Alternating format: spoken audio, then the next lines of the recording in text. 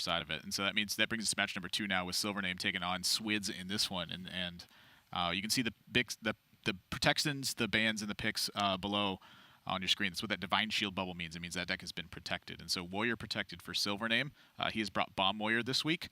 And for Swidz, he has protected his Priest. And I would suspect that in a lot of these situations, that Priest is pretty much the deck to protect right now, because I think it has set itself forward as the strongest deck to be brought to competitive style environments right now. It does seem that way, yeah. But Swidz personally is building his priest in the old-fashioned way, I guess you could say at this point. He doesn't have the Bomb Samdi in there, and SilverName for his part doesn't even have priest in his lineup, so he at least does not have the option to protect priest. SilverName again just coming out of left field a little bit with the decks that he's bringing in comparison to everyone else. Yeah, I personally still am not a fan of the Highlander Hunter decks. I think this deck had really intrigued me early on, but it did not feel like the kind of deck that really packed the right punch. I think at the Masters Tour in Seoul, this was the correct deck because it was preying on Mage specifically was the attempt. Okay. And Mage has since become almost extinct in the metagame. That being said, I feel like when Priest is at the forefront, you do have some ideas of how this deck can roll. I think that Hunter decks have some game against Priest stuff, but not built like this. Like, I think this against Priest, you were just looking at a really tough and bad time. Yeah, I think that's very, very true. I think Pressure Plate is like one of your only real go-to cards in terms of defending against it. Rat Trap can find some value as well, but you don't have the consistent aggression to shut them down. Like, a lot of time you're just going to get curved on and just not be able to fight back against it. And then if they've curved out ahead of you, they have the ability to just kind of pick apart your secrets as they see fit. Yeah, I mean, Dino Tamer Brand's pretty cool and all, but I like Animal Companion, and I really like having it on turn 3 all the time. Switz's Control Warrior. Apparently, keycards 3 Plague of Wraths. Yeah, this is TJ's doing. I immediately told him to stop what he was doing and redo this, and he couldn't figure it out afterwards. I don't know how the rest of it works. He refused to change it from 3 Plague of Wraths, and then when he attempted to, it didn't work. TJ has now ascended beyond just pranking the Americas broadcast, and he's now come over to ruin Europe as well. He has circumnavigated his time being solely put onto Americas and made his way here as well to give us an impact. It's like, damn, I wish I could wake up at 4 a.m. so I could go and troll the Europe casters while they're cast. Oh, hang on, I can just do it from my bed through the graphics package. Thanks, Teach. Yeah, so with Swidz, the talk that we've always had about it is him being a Control Warrior expert and how much it brings to this one. I do feel like Control Warrior has a much different game against Hunter than it has in the past, where before it was like the 2 Savannah Hymens and lots of consistent burn pressure that was keeping you at bay. Right. Where Control Warrior now just has a much different dynamic in how it fights, where it's a lot of minion battle cries that make huge impact. And so Hunter's had to find different ways to fight. It now has to fight like its own little miniature value games. And so one of the things I look at from SilverName's list is that he's got Hunter's Pack in there, and I think that card alone is enough to sometimes give you an edge, which that combined with Zul'jin, you're going to see 6 generated cards that aren't necessarily in your deck at the start of that game. And that is a massive deal when you're talking about fighting on a toe-to-toe, piece-for-piece basis. Like, those extra tools just mean extra damage. Yeah, I think the worst thing you can do against this current build of Control Warrior is just gas out. Like, it was always bad, but sometimes you could have a turn or two, like trying to fill a gap till Zul'jin or whatever, because they're not going to generate like a huge board in one turn a lot of the time. That's completely changed since Tomb Warden came into the equation. Now, if you gas out, if you don't have consistently powerful things to do turn after turn after turn, they're going to go, thank you very much, 2/3/6 taunts. At worst, by the way, they can be much, much bigger, and then it doesn't matter what card you draw after that. You're just not coming back from that point unless it's Zul'jin with all the deadly shots and all the Unleash the Beasts and all the Hunter's Packs in then. But if you had all of those cards to begin with, you wouldn't be in that position. And those are 1-ofs, by the way, because it's a Highlander Hunter deck now. Yeah. They're not 2-ofs like it was before with Dire Frenzies and all sorts of nonsense to actually take it to the late game. I'd say like the prior Beast versions that had Dire Frenzies and stuff had the options to take those to late game. You don't have that option anymore. Something I want to touch on with Swidz was his match against RDU, where you got to see how much of a Control Warrior player he really was in that matchup. If you are a big fan of Warrior mirror matches like I am, which I know y'all in Twitch chat, you're definitely big fans of Warrior Mirrors. He, about 10 cards out from the game, finishing in a fatigue state, sees RDU make a maneuver, and it gives him the information he needs, and he sits up in his chair and goes, and he's like, oh yeah, time to play with my food before I eat it. And I'm just like, whew, that is a Warrior connoisseur right there. And that, to me, was one of the most beautiful sights I've seen just in Grandmasters, period. Yeah, I think that was the first moment where we did just kind of see, like, the real Swidz come through in Season 2, where it's like, okay, comfort zone now. Like, Control Warrior, I engineered this situation, my opponent responded exactly as I was expecting them to, and now I get to leverage that spot. But I think that, you know, the idea of Swidz being a Control Warrior specialist is not unfounded, because we've seen that not only against the RDU example that you were talking about, but also a very, very well-played game against Kalento, where he engineered these kind of weird spots, and it came down to the concealed information of Wrench Calibers in the end, and it came down to Kalento making a mistake with the deck list on Swid's side and putting himself in a weird position. But Swidz still engineered himself into a position where he had all that gas on his side anyway, and who knows, with all those Wrench Caliber damage that he built up, whether Kalento, like, understanding the Tomb Warden equation correctly would have even made a difference in that spot. Well, I mean, he did mention that that was the reason he expended all the life, is because he said, I needed a way to play around Tomb Warden. Whoops, it wasn't there. He just face tanked like 16 over 2 turns or something. He thought he needed to deal with Tomb Warden. Yeah. He thought he had to be able to deal with it. Yeah. And he couldn't. My super high level conspiracy theory there is that Swidz was so smart, he knew that Kalento wouldn't look at the deck list and see that there were no Tomb Wardens, and thus would play around Tomb Warden the entire time, even though it wasn't there. Yes. Yeah. Yeah. That's right. Sometimes you're just that smart.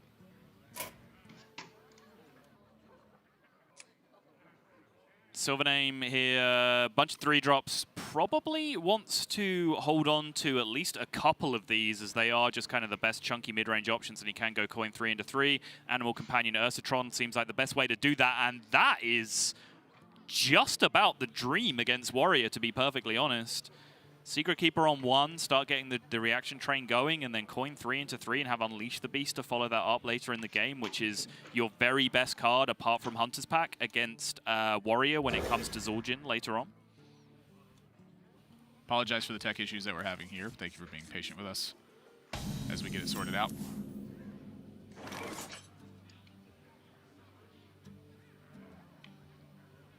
Swidz, meanwhile, this to me is the most unusual thing in the world, and honestly, I'm going to pick a bone with him right now on this one. He's got no Attorney Rovers, he's got 1 Town Crier. He has had this Town Crier every single game. I'm sick of this. Yeah. I've played a lot of this Swidz Warrior because I love Warrior. It is such an awesome deck to me. I think it's just so fun for me to suppress everything that my opponent's doing. The 1 Town Crier, I've been frustrated with myself when I've drawn the 1 of. I don't know if he's just found the most brilliant thing in the world to do or what, but there should be more than 1/1 drop in this deck. I'm fed up. I 100% agree with you. I don't understand this. The number one luxury that Dr. Boom affords you is that you can build the rest of your deck extremely light, because Dr. Boom just carries the value train single-handedly. So because of that, you can play 4 1-drops in your deck as a control deck and get away with it a lot of the time. And what that means is that you beat aggro because you have 4 freaking 1-drops in your deck. Well, I think it beats aggro anyway. I just think the 1-drops are important for every other matchup. Like, when I am playing an aggro deck against Warrior and they do not play a 1-drop on 1, my face lights up.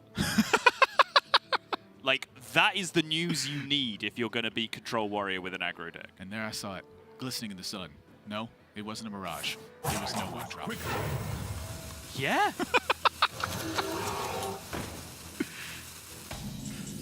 It's a bright light. Oh. Now, again, we have to say this format does throw a lot of weird curveballs, and we are, still in the proceedings of just working things out week by week. But it might be that Swidz just has a read on there being very little, board-based early game aggro coming through from the opponents, in which case packing in all these extra late game clears, the Plague of Wrath, the Harrison, the Weapons Project, all that kind of stuff, extra insurance against Holy Wrath Paladin, just making sure he can go as late game as possible. Like, that's just what Swidz values, because that's the decks he's expecting to face against. Yeah, sorry you can't see the discovery here. Living Monument, Phantom Militia, Proud Defender are Swidz options. And honestly, though, as much as I just you know, kind of went in on Swidz right there. I do want to say 2 Frightened Flunkies. #1 super awesome. It does sound like you want to play a lot of cards in your Hearthstone deck. Because 2 Frightened Flunkies, 3 or 4 1-drops is a lot of slots that you have to give up, and it does then mean that you are sacrificing the position. For example, the deck list that we were seeing in week 1 that weren't playing Harrison Jones and Weapons Project, which were then vulnerable to Holy Wrath Paladin, that could just kind of out-damage them through that way with True Silver Champions. So you do have to make sacrifices in certain spots. You can't just put 35, 36 cards in your deck. Yeah, that's a true story. Not that you would. No, even but if you could. You can't. Even if you could, you absolutely wouldn't. That's it. You're opening up a big can of worms right there. I've played a lot of card games in my lifetime, and there have been times where it's like you literally just play like the 46-card deck when you can play a minimum of 40. And I'm like, this is so weird. This is right. Like, the deck is so powerful, you actually want extra cards so that you can run out your opponent of cards first. Like, that became a thing in some of the games I've played. It's really weird. Если я сделаю трейд не жадно, получается, пойду в лицо на 3, это 3 урона как раз окупится, 3-1. That's unusual. It is. I'm not sure if you guys are hearing this, but we're currently hearing SilverName talking to himself. So apologies for that one. We're working to get fixed as quickly as we can. It's very distracting. Well, thankfully, we took the time to pick up Russian in the past 24 hours, Yeah, as we said. absolutely. At the start. I mean, it wouldn't be distracting if I couldn't understand what he was saying.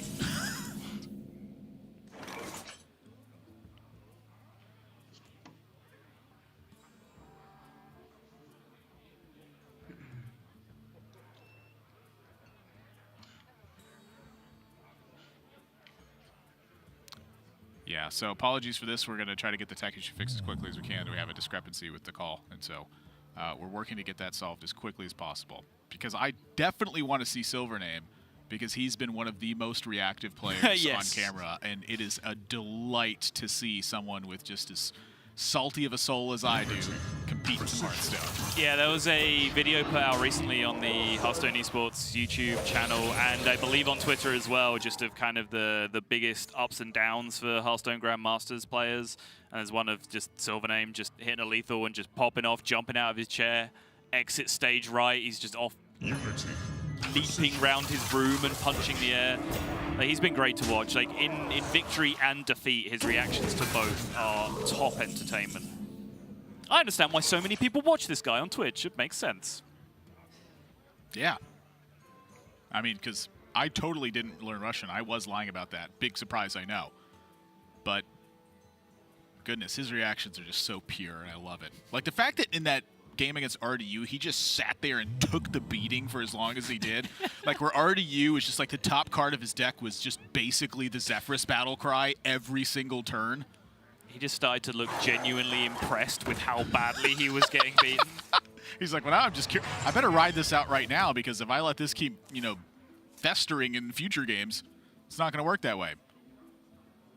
I will say, just going back to this kind of extended deck list discussion that we had about Swidz, his hand is just starting to clog up with slightly awkward, expensive things. Now, the Tomb Wardens could potentially end up being the game-winning draws at this point, but the fact that he's not drawing the smoother cards, the Town Criers and the Eternium Rovers, I think have made a big impact here, because he's played his one Town Crier. He hasn't been able to draw a second one because it's not in the deck. Second Town Crier picking up a second Restless Mummy would have blown this game wide open at this point. See, this is what I found playing the deck list, though. It is the reason I opted to play Swidz so much this past week, was because he didn't have the one-drops. And I was like, this is really curious to me. This deck just kind of skates by the entire time. Like, I think I think Swidz might be onto something, because honestly, like, I feel like it's enough. You know, you don't have to dominate games as Warrior. You don't have to have 10 cards in your hand at the end of the game and be able to answer everything. You have to be able to answer enough and then pressure your opponent. And that is seemingly exactly what this deck has done in my time playing it. And so I'm both torn, and I'm impressed, and I'm almost convinced. Like, the Dr. Boom draw here is obviously massive for Swidz right now. But it's not under threat of dying anytime soon. And with 2 Tomb Wardens in hand, like, you are not going to die. You're going to have a safe Dr. Boom turn. Like, I think this is going to be a tough game for SilverName. This Dino Tamer brand might have something to say about that. It might. I'll admit it might. I'm looking at Siamat to back it up too, so if 2 more than hits, you get to punch through those and hit for 8 more. Yes. I would like to do it in that order, I think. I think that's the debate. The Siamat right now, obviously just going into the 3-4 just seems to protect your board and be a lot more solid, but my mind went exactly to where yours went. SilverName's went completely to left field and got Unleash the Beast instead. Well, the timing on that matters too, right? Like, you don't necessarily have to play it in that order. I think the timing of it being right here and right now is the important part of it. But for SilverName, if you think about this, this could be quite a brilliant outcome for him. He sees Tomb Warden number 1. He's got ways to fight back against it. Yeah. When he sees Tomb Warden number 2, he's already going to have a board set up to fight against it as well. So perhaps you get past the Tomb Wardens and then you play the Dino Tamer brand. However, I'm typically very interested in making sure I can land that Dino Tamer brand and start connecting for damage before my opponent has an opportunity to draw through it. Yeah, I think this plan makes sense if SilverName's just trying to beat 1 Tomb Warden. Like, beating the second Tomb Warden doesn't really work this way, but I just don't think that's something that SilverName is planning for, because why would you, right? Because the second Tomb Warden comes down, he hasn't built a board, he just has the same board that he had to begin with, because he just has to double trade the Siamat into it. Yeah, and so this is going to be Warpath for Swidz, I believe, into Dr. Boom's Shield Slam. I think that playing a second Tomb Warden here is just inviting you to die in some spots. What Really? now?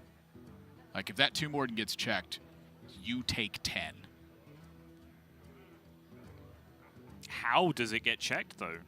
Like, what cards Deadly stop Shot. it from happening? Zephyrus, Animal Companion, Marked Shot. There's so many things that just fight back against it, I think, very Okay, efficiently. yes, but that's different from you taking 10. I don't think there are many cards where all 3 of those minions hit you in the face next turn. I do agree with the Warpath this turn, though, just on the mentality of just trying to consolidate a Tomb Warden on an emptier board state than this. But it just so happens that SilverName's hand actually plays really well about that against that, because he can just jam Dino Tamer Bran into the empty board if that's the play that Swidz goes for. Yeah, that doesn't get checked by Tomb Warden Shield Slam. Dr. Boom Shield Slam. I'm sorry, yeah, Dr. Boom Shield Slam. That is an issue for Swidz. I'll tell you what, when Hunter's got the goods, it's got the goods. Yep. 10 damage incoming if SilverName wants to seize it. And why wouldn't you? You'll find me wherever the You'd have to give me a lot of convincing to play any of these cards that aren't that hero.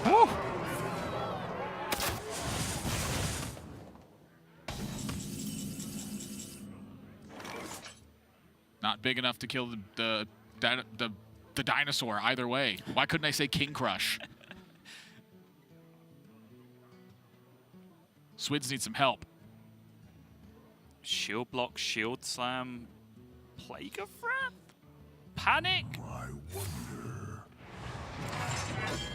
It has Weapons Project. Oh my Massive. goodness. Swidz playing 2 copies of Weapons Project with alongside Harrison Jones. I think that's a big talking point coming into this week, because Weapons Project has become, in my opinion, core to Warrior again. You need card draw options. You need an armor up option. And there's a big old increase in Holy Wrath Paladin this week in Hearthstone Grandmasters. So the players that are bringing the weapons projects have got the read right. And so for Swidz, he may just have enough to shut himself inside the bunker and wait things out. He needs a little bit more help. It's going to be close because SilverName has the tutor for his Zephyrus in hand with Sandbinder, so he can draw that as the ultimate kicker, potentially. And he's going to re-enter Face Hunter mode here, by which I mean just allocating 2 each turn to chipping away damage because he is so close to setting up lethal. That came flying out of hand. Yes, it did. You see the difference between not being able to hero power sometimes as well. There was no opportunity for a 14 armor swing. And so for Swidz, he draws the Zephyrus. He draws it naturally. 6, so 7, 8, 9, 10, Kill 12. command is 15. Yeah, Zephyrus is lethal. That's Zephyrus lethal. fireball. Zephyrus will offer a number of lethals Yep. in this position. Can hero power first just to secure the perfect lava burst. Just for the finesse. Your wish is my suggestion. Gets him anyway. Oh yeah, kill command, of course, even better. I'll take the overkill. Sure. Maximum damage. The natural draw of the Zephyrus was actually a big kicker there. It was one of the reasons I was just digging into it, where I said he'd chosen to enter Face Hunter mode, where he was allocating 2 each turn, depressing the hero power to maximize damage. Now that did pay off really, really big because he top decked the Zephyrus, but I was just considering the damage breakpoints of whether he needed to play Sandbinder that turn, so he had the Zephyrus in his hand, so he could actually go for those big outs, kill command, play Zephyrus, pick up more damage. The fact, like, he just got best of both worlds. Press the button, get you 2 free damage, just rip the Zephyrus off the top. Yep, I do think that the Highlander Hunter has the power available to it in order to play these kinds of games. I don't believe it has the consistency for it, though. That game from SilverName was quite spectacular on his draw side, and he won very handedly, plenty of tools left over afterwards. If he pans out with one of the secret draws there instead, like, that's really my question mark on the Hunter right now, is the consistency package that's in there. But that's one of the reasons why you play powerful decks, is so that you can get powerful draws. I mean, that was absolutely the draw you want against Warrior. I said his opening hand, he was spoiled for choice. He had Snip Snap, Ursatron, Animal Companion. Like, he had to choose which 2 of the best 3 drops in his deck he wanted to keep to have his coin 3-into-3 play, and then he mulliganed into a Secret Keeper to perfect that curve. From that point onwards, he found Unleash the Beast, one of the best cards in the matchup. Dino-Tamer Bram, one of the best cards in the matchup. As you were saying, there's all this kind of weird floating secret package and anti-aggro tools that he has in there, where if you pick up too many of those against Warrior, you're going to start suffering very, very heavily. But SilverName just got big hitter, chunk after chunk, just all the thick boys, get them into play against Warrior, and that's going to get the job done. The old Siamat double deadly shot. Whew. Siamat.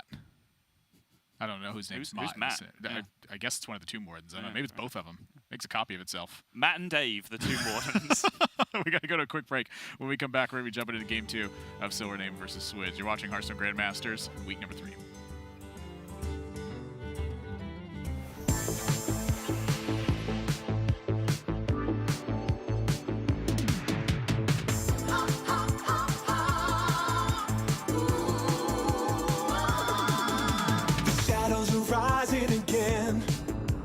Darker than they've ever been. As evil descends from the skies, the world cries out, how will we survive? Out of the hall of explorers, and up from the dusty tombs, they grab their whips and fedoras. These legends of the past know exactly what to do. There might be magic monsters, mummies in the markets, and ancient mysticism.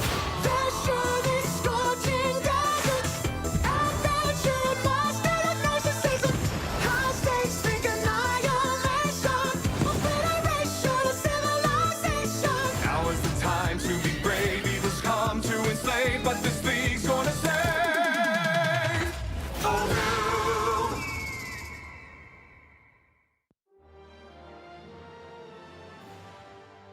My name is Thijs.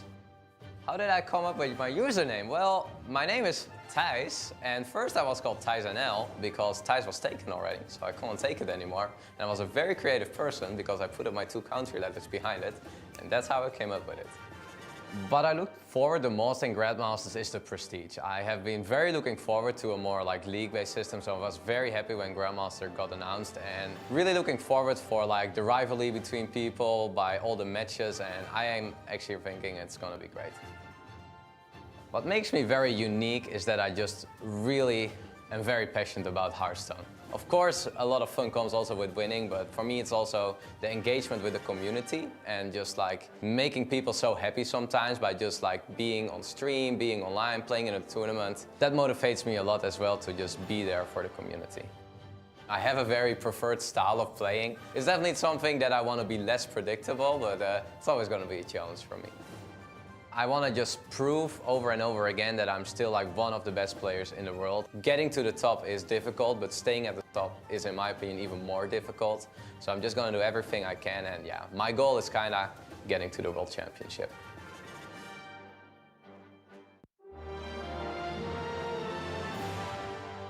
My name is John Westberg. In game, I'm orange. How I came up with my username, there's really no interesting story about it. I just always really liked color orange. What Grandmaster means to me, it means a lot of things. I've been enjoying these past few years like no other. It's been the best years of my life. But starting off from square one each and every year has certainly been quite brutal. But finally getting like some recognitions and like, hey, you guys are the top players in the world of this game. It really means a lot to me. It makes it so these past years of work has definitely been worth it. What I'm looking forward to most about the Grandmaster experience is definitely that I get to compete every single week against what is considered to be the absolute best players in the world. The thing I played most throughout the years has definitely been mid-range decks. A deck that takes on an aggressive role against slower decks and takes on a defensive role against the faster decks. To prove myself that I really make it among the best is if I make it to the global finals. It's a pretty big goal. It's going to be very, very hard. I think this might be it. I think this might be my time to really shine.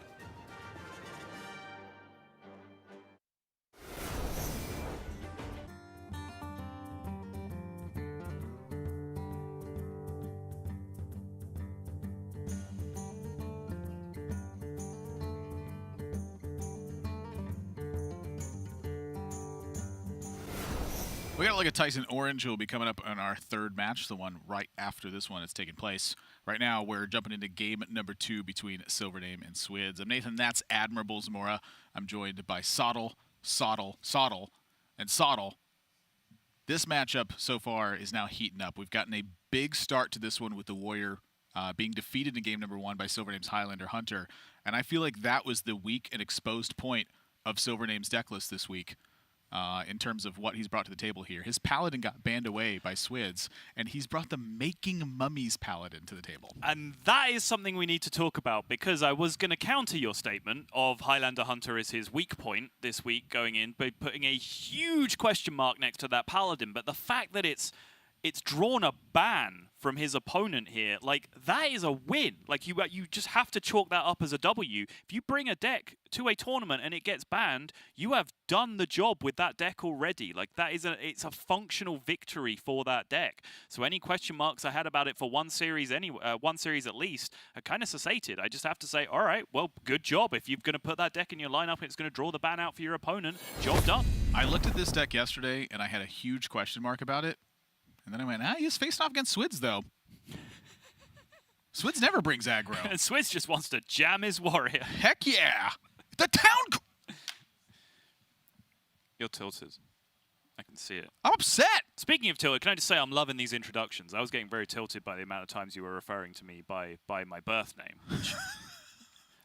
That's silly. No one, like, honestly, it sounds weird to me. Like, no one calls me by that name anymore. Because, like, even like my wife, like, we just have like pet names for each other or whatever, right? So she never just calls me Simon. So it's weirdly jarring every time I hear it because no one just uses that name anymore. All right, well, you opened up the can of worms, so I got to ask, what's the pet name she uses Oh, most frequently? come on! It's just generics, sweetheart, honey, just. all that Okay, kind just of the normal. Yeah. The normal actual I love you stuff. Yeah. Okay. Because my wife has a lot of pet names for me, too. They're like stupid and idiot and you big dummy and what are you doing? I knew I got on really well with your wife. Those coincidentally are the same names that Soddle uses with me. Yeah.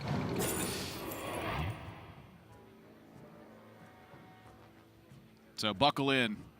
It's a Warrior Mirror match. SilverName is on Bomb Warrior for this one, so a bit of an accelerated endgame, but a lot of times you still end up going through the full list of 30 when you get to that point. To talk about SilverName's Bomb Warrior list a little bit more specifically, he does not feature an Archivist Lysiana. However, he does feature the kicker of an Azalina Soul Thief, which is something that can be quite a substantial difference in this matchup.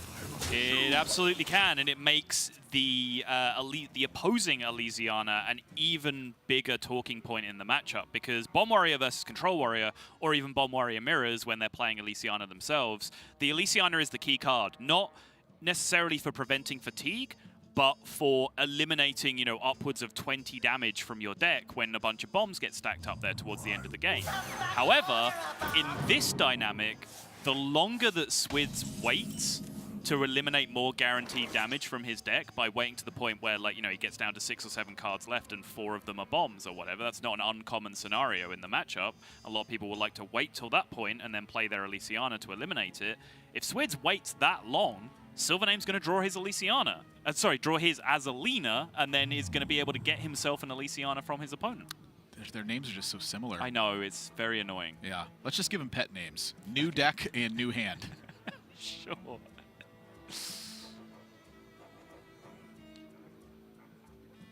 Swidz clean looking turn with the Restless Mummy here, although Restless Mummy, of course, is one of the strongest counters to Restless Mummy. It's kind of weird how that works. Like, the best answer to a Wrench Caliber is typically not a Wrench Caliber. It's kind of rush minions in general, right? Like, that dynamic happens in a lot of spots, like Ziliax being the best counter to Ziliax a lot of time. Like, if they turn 5 Ziliax, you turn 5 Ziliax right back at them. Yeah. It's kind of the way rush works.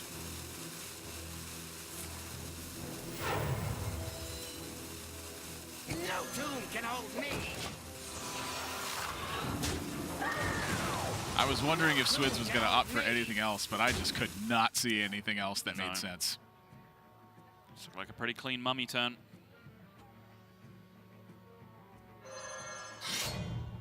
Harrison and double weapons project in hand for Swidz. You see, just automatically, Yeah. he's like, this is the card right here, in case you were wondering. Yep. Which means Swidz not only gets to blow up this weapons project for a bunch of card draw next turn, he also still has the insurance policy of the second weapons project in hand for the second Wrench Caliber. Yep. And gets to use the Harrison on curve in order to simply draw extra cards.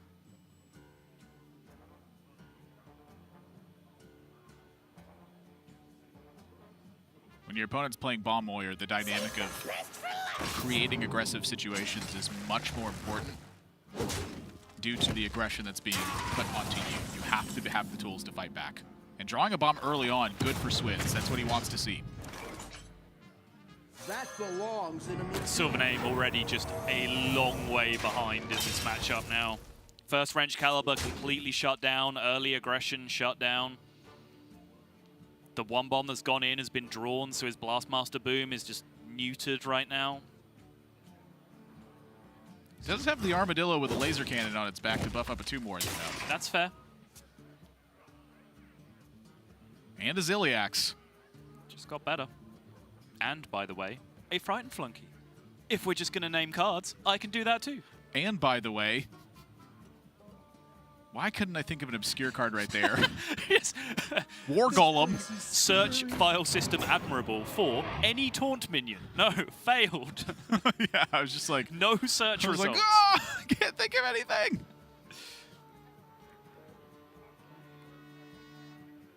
no tomb Turn down the can Omega hold Dillo me. this time. What do you think about it? I like it because the Frightened Flunky getting buffed is fairly, you know, fairly negligible. This gives you a chance to draw another Tomb Warden.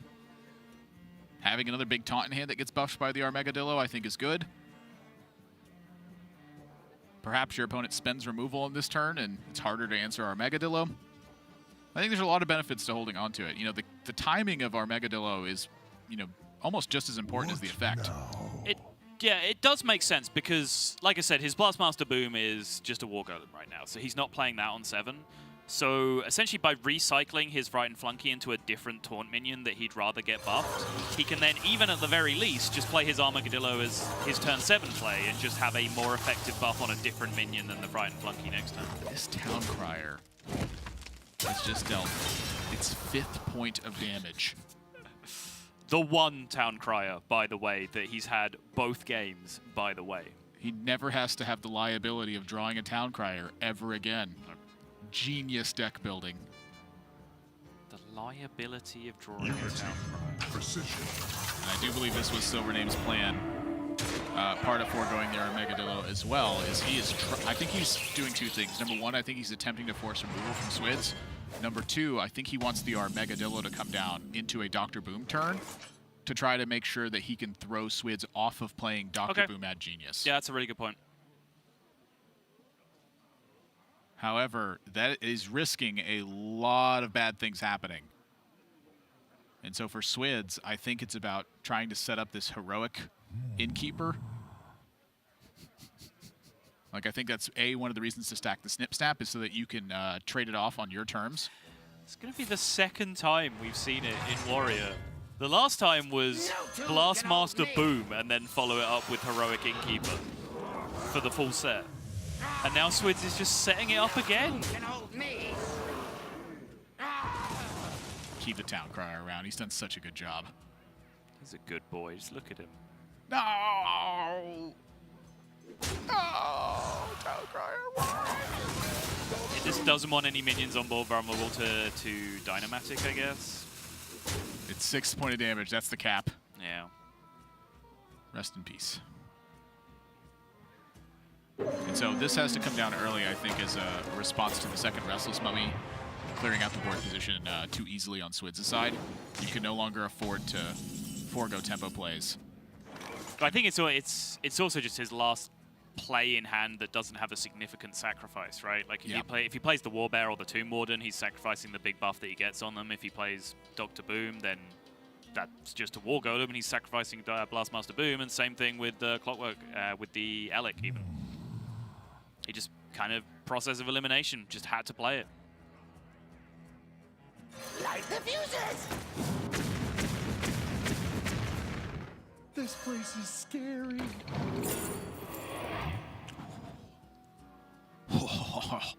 Yeah, yeah. That's the good one. Is Heroic Innkeeper just a good pick? Like, it just seems like every turn he's going to be able to play it for good value. I have picked it a lot in Warrior matchups, and it has felt quite substantial most of the time.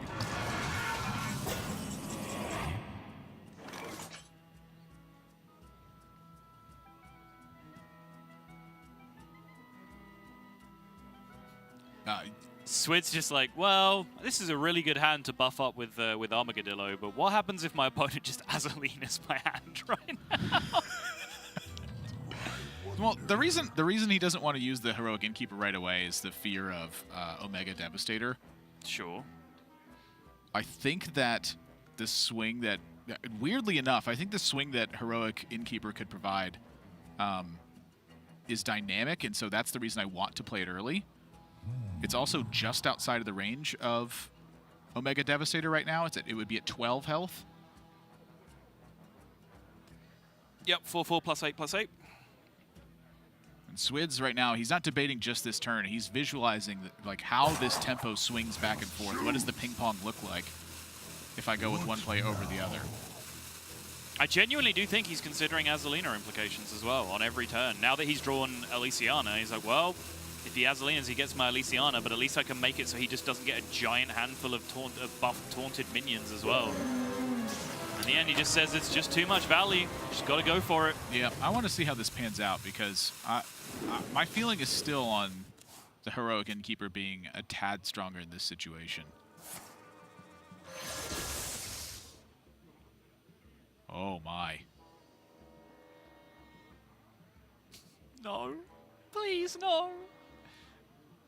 Do we have to talk about it again? No, I was looking at the missile launcher. Okay, good. That makes me happy. What now? Yeah, the Mecha'thun's impossible. He has a what's it called in this deck? An Azalina. That already negated the possibility. Right, yeah, you're absolutely right. Yeah, you act like I haven't played Warrior Mirrors like a million times. Think I don't know that? I wonder.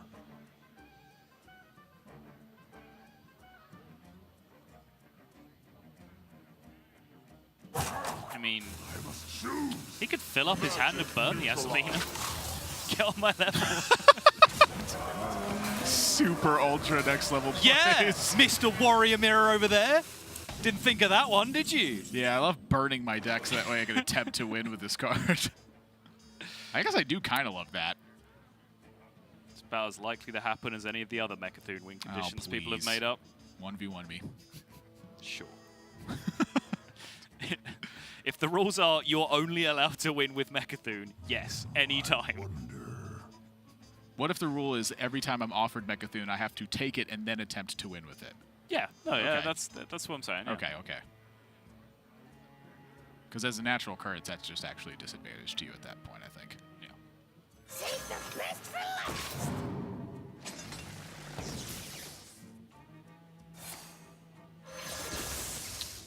Whoa. And I think that Omega Assembly certainly lives up to what the Devastator just said on saving the best for last. I must choose. This hand is just the juice. It is just, I mean, it's godlike. This hand is insane. Unity. And you see the priority of damage on Swidz's side. This is something that you commonly find with strong warrior players. They favor opportunities to turn minions in play into damage to face. Even in some of the most inefficient situations. Now, the one kicker to that is that Swidz has expended a Ziliax to make this happen. And Ziliax is quite a vital tool versus Bomb Warrior. However, I think given the deck list that Swidz is putting together some pieces here and saying, I don't anticipate losing the board ever again. And I think he's right.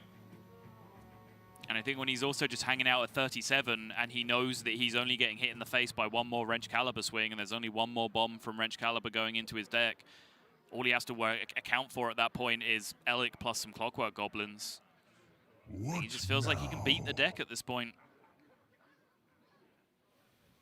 He's not wrong. Yep. Goal number one for Swidz right now is just don't get Azalina for insane value. Oh gosh, it's not gonna work. Abort! Abort!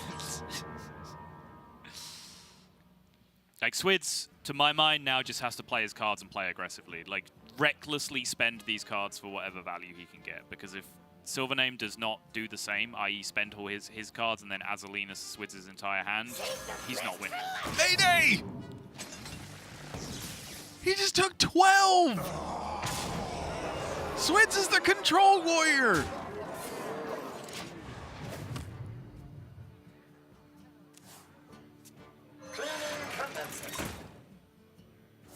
Good luck, buddy. Yep. See you on the other side. Oh! Told you so. Yeah. Well played. He just concedes. He's like, I can't beat that one. SilverName hangs on to the with the charge Elik as in well. hand. Yeah, I think he's right to get greedy in this spot. He can't necessarily fault it. He needs to have like the really big push from this point onwards, and there's only that one weapons project remaining with 11 cards left in deck. Look, he needed to land Elik, swing, Blastmaster Boom. He needed to land that. Yep.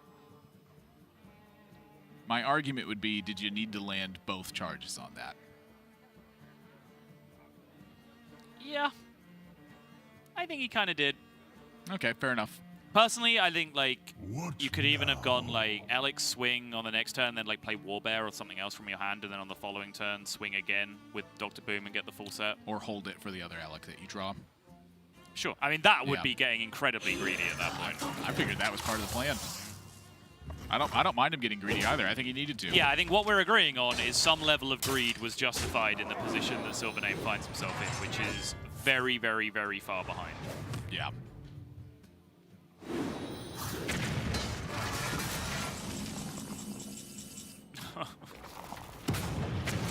That doesn't matter. Nah, you're right. Swidz could draw about 4 worthless imps in a row and probably still find himself at an even footing at worst. Yep. Just massive hand.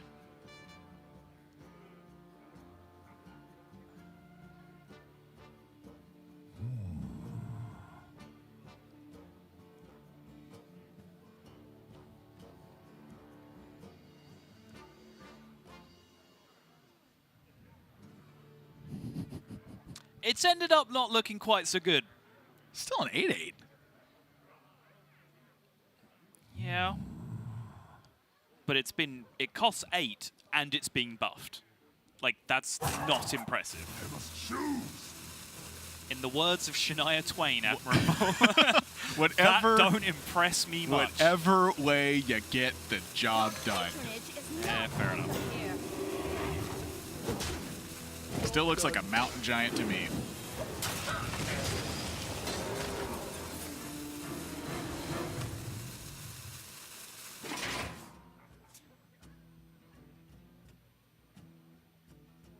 Mountain Giant, of course, the natural prey of Omega Devastator.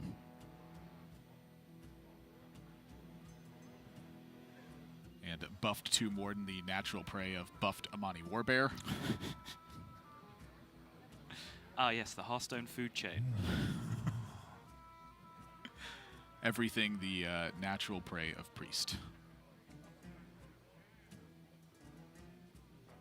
Is Zephyrus at the top of the food chain? No. No? Well, he just gets to kill anything. Sometime. I mean, Yeah. he really is a big fan of like Defender of Argus and Tyrion and stuff. Good old Brightwing.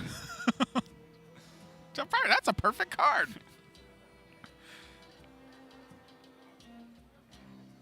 Yeah, I think this is also right of SilverName. You have to try to take every disastrous thing that can happen and try to turn it into a benefit right now.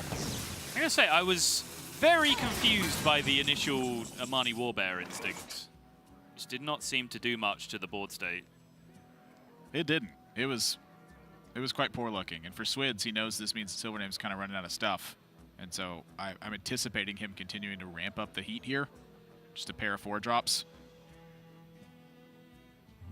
I wonder. You do have to start thinking about SilverName too. Like now you're very realistically approaching the Azalina point. Yep. And so that's why Swidz is interested in ramping up the pressure here is too. Number one, he knows that Swidz is just running out. That SilverName is running out of efficient ways to clear, and that number two, you do not want them to reload and be able to fight back as aggressively as possible.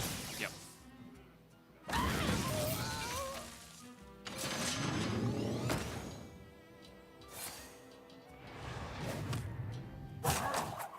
must choose.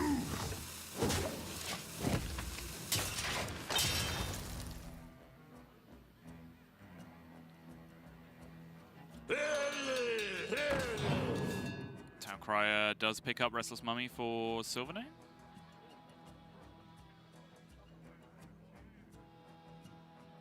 Looks like he's opting to Restless Mummy here as well over the Warbear, which, again, I'm a little surprised about. No tomb can hold me.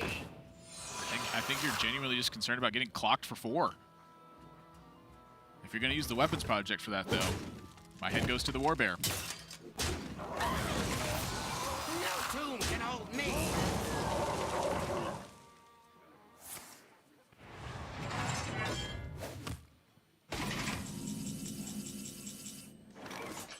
The one card that could have perhaps changed Swidz' mind. Ah, come on. Just play minions and hit him with them. Okay, good. I was like, just end him already. Wait. Sure. It killed a 3-4 and not a 1-2. But It doesn't. I mean... Somebody order a bomb.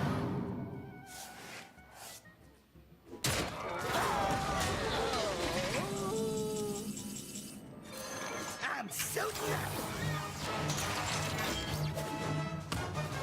This is just way more lopsided than I thought it was going to be. Look at that. You go face every single time you have an opportunity to. It honestly is just the right thing to do. Like, so often I have found that trading with Warrior just feels bad. And look at the timing. Basically, every single high-value minion, apart from that Elysiana, has been expended from Swidz' hand. And right around the corner comes the Azalina. Yeah.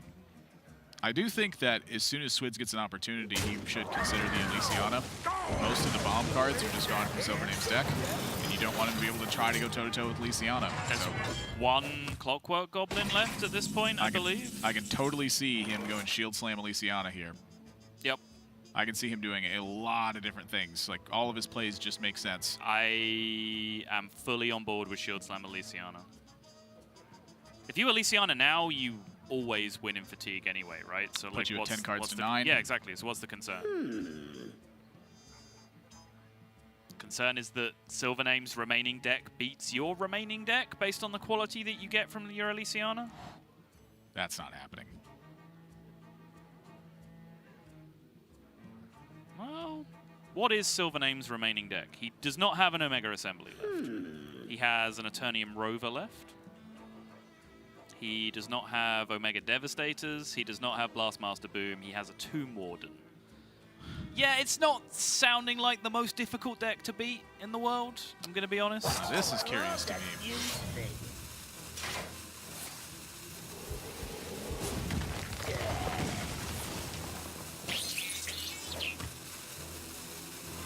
Well, we might just be settling in for a slightly longer game than we were expecting. We will see if SilverName can even survive this long. I believe that now draws nothing, which makes it a pretty perfect draw for SilverName in this spot. Yeah, the three drop slot in Swidz's deck is non-existent, so I think I'd like to see SilverName just load up the 1-2 Yeah, as you just well. play a 1-2, right? Pretty sure. What now? Well, Soul is in my hands. one bright, shining, golden piece of good news there for SilverName. But I don't know whether it's enough. Yeah, that's going to be the question here. I don't think it is enough because of the life total discrepancy. Even though SilverName will be technically ahead on fatigue the entire step of the way, Yep. even if they were to just kind of go toe-to-toe at this point, the life discrepancy is the bigger deal, where even that 3-card difference is going to mean that Swidz has the life total to make it up. It means that SilverName has to panic against like every minion that Swidz plays, essentially, whereas Swidz can just afford the luxury of stretching out his resources further, which in a resource battle is enormous. It means he can just get more value out of his cards and just incrementally build up card advantage over the last few cards of the game.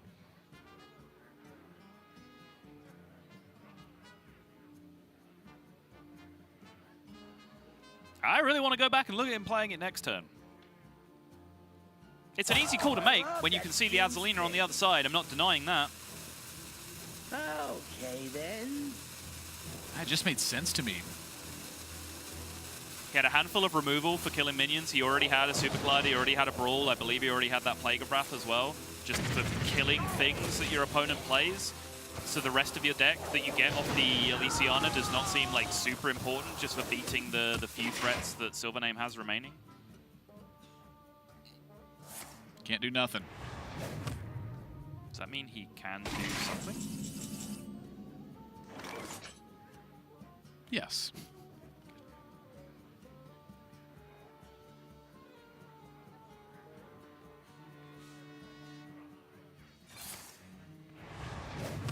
Swidz Not doing nothing.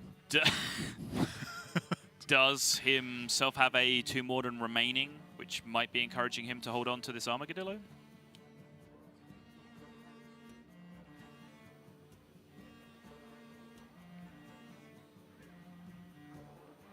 But I kind of like it in play. Like, you know your opponent's hand doesn't really intersect super well with this.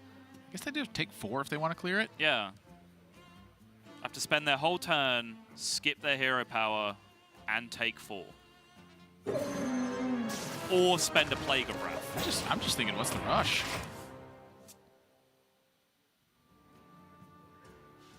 Kind of like having it in play. Fair enough.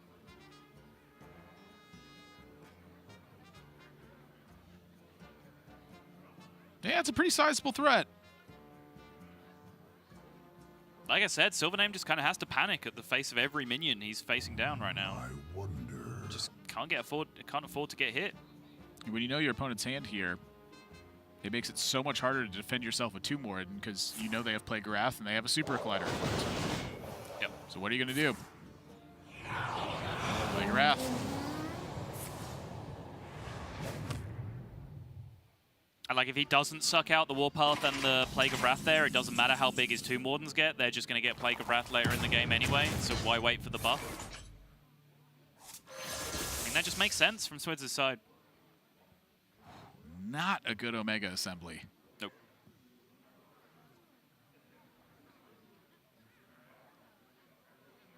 Swidz has to find a way to pressure here. This story deserves. Ooh, that's early. He was trying to override the bomb, didn't get the option. Finds a 2 Morden first off. Which is very helpful because he just blew up a 2 Morden. Is one of the 2 remaining cards in his deck. No way. It's a 10-card deck with 5 duplicates in it by default. No way he found a Zephrys. That's kind of nuts. easiest heroic strike Mischief of Maker, life. when your deck gets empty, does swap mean you have to have a card? Yes, Okay, so if you don't have a card, it will not It take the doesn't top do it. card of their deck. I believe so. Traveling Healer and, More importantly, one of those cards was heroic strike. yeah, and Heroic Strike at the end. This place is scary.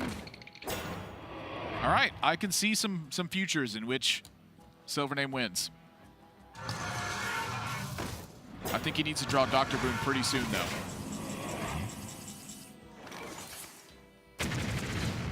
Yeah, you knew the Plague of Wrath was there. I don't know about that one. I mean, Dies immediately. I can see some worlds where SilverName wins. Hard cut, smash cut, smash cut, dies immediately. I went and I was writing down the cards, I was looking at the outcomes, and I looked up and saw he had played the 2-Ward, and I was like, that's not how you win that Like, one, as no. you said that, I looked over, I was like, he has 2 Zephyrs, 2 Heroic Strike in his deck. He has a 7/7 on the board, and his opponent is a 10 or 12 or whatever it was. I'm like, I don't know about that call, Chief. I was writing down cards, and I started to go He through was. iterations on paper, and I was trying to visualize the perfect outcome that happens for him. And That is a instead, very versus a genuine Plague of Wrath with excuse. a Kaboom out, he just goes, hope he doesn't see this one. Like, granted, you'll go to 4, because you don't know Heroic Strike is there. There's no way for him to know that. And Swidz, even if he did, Swidz has a 20% chance to draw it only. Yeah. I just feel like this is another opportunity for you to take the 50-50 brawl. Like, you've already taken all the brawl risks up to this point. Why not take another one? Yeah, I can see it. Generating it into the Kaboom Hero Power when you still know your opponent has a Plague of Wrath, right? Because it's the same one that you used on the previous turn does indeed look very fishy. But even without that line, I struggle how on 10 health, 12 health, even with the extra 7 that you get from the Dr. Boom taking you up to 19. I don't know how you're beating 2 Zephyrus in that He was position. at 13. Yeah. If he wins that brawl, he goes to 15. Who's at 13? Yeah, okay. And then you have Warpath and Tomb Wardens. I think that's winnable. All right. I think you risk that 50-50 brawl. I think you are absolutely right on that Yeah. part, yes. I think want to know that's what the play. I want to know what Yarla thought the play was there. Tweet at Okay, Yarla. yeah, fair enough. Yarla's the best at brawls in those situations. And so Swidz wins with his Warrior. It's now out of contention here. And that means that for SilverName, he's got Bomb Warrior and Quest Druid to battle with. And against Swidz, it means that Quest Druid and Combo Priest are his 2 options. And Combo Priest versus Warrior, not so good. However, I do think that his Druid has game versus both of these. You're facing a mirror match and you're facing Bomb Warrior.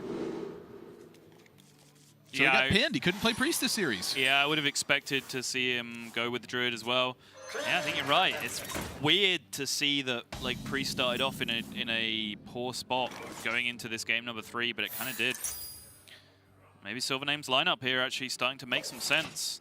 Maybe I just don't see the Galaxy Brain line with this lineup that he brought. I mean, it has to be purposely thought out for Swidz, right? How's he going to beat Making Mummies?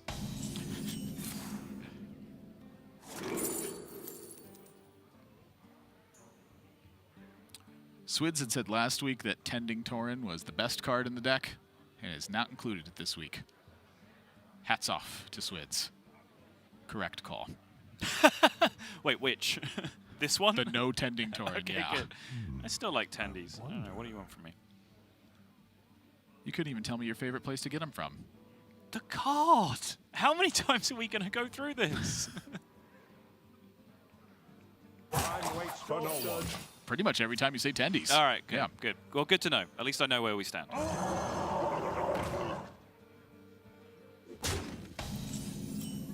The Nightmare Curve. Swidz is about to get some bad news. He is about to take a real beating. Have you played much Bomb Warrior this season, like this expansion, this patch? I have not, actually. Okay. Because I have not either, and I have also not played against it, and it's not a matchup that I've tested or have a lot of experience with. Obviously, Druid favored it against Control Warrior. I was wondering how much bombs really change the equation. I know the answer is some amount. I would just like some kind of indicator as to how big that amount is. Yeah, my guess would be whatever amount it is you draw early starts like this. Yeah. Because there's more bad news coming. Yeah, magnetize once. and then magnetize potentially again on the following turn just to continuously push damage. Ziliax into Snip Snap. So the fear here exactly for SilverName, Starfall and Oasis Surger. So make yourself strong to Oasis Surger, and then follow up with the Snip Snaps. Starfall just doesn't really do anything. Precision. Exactly. Yep. You got that one checked with the Ziliax regardless of where you put it. The Oasis Surger checked in this iteration here. Swidz has to respond. Yep, because playing the Ziliax where he did means that Oasis Surger, just both of them have to suicide into a 6-4 if that's the play from Swidz. If he puts it on anything else, they can pick up value trades at least. It feels super bad, but honestly, you cannot let that survive. Nope.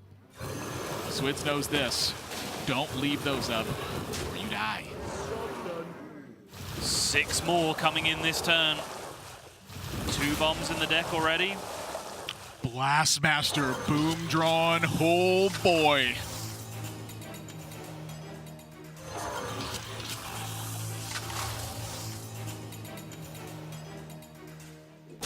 Swidz needs some help quick. No hidden Oasis in hand. Does have Nourish into an Ubersath defender. SilverName ever pass up Blastmaster Boom just to push damage here with the Restless Mummies? Is that ever a play? Job done.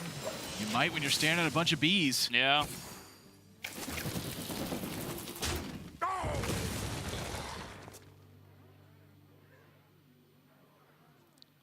It's just so awkward. You spend 7 on a Restless Mummy, essentially. I think it's right. Really? Like, I want to use Warpath, and I want to play Restless Mummy. And the reason I want to do that is because I want the Blastmaster Boom to have a big impact.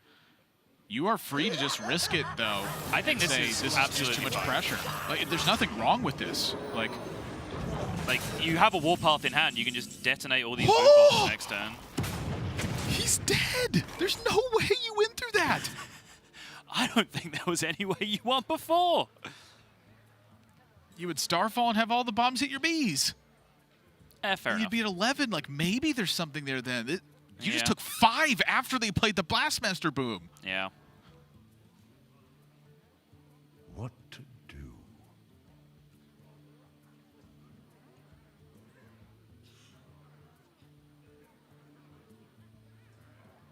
There's just no way. There is just no way. Like, Starfall actually cannot save him right now. Nope. What to Even if all the boom bots did the worst possible thing that they could do right now. He is still dead on board. He'd have to play Zephyrus and have that soak the 4th bomb exactly. So Zephyrus, 2 bombs hit Zephyrus for 1. Yeah. This is my suggestion. Make sure you get the chip in for 3 because you got to play to the perfect outcome. You got to let the game know Yeah. and hope. And then, by the way, he's alive by 1 in Yeah. that dream scenario. And hope is the smallest of shreds right now. Spoilers, Swidz dies here. Hang on. Okay. Never doubt me.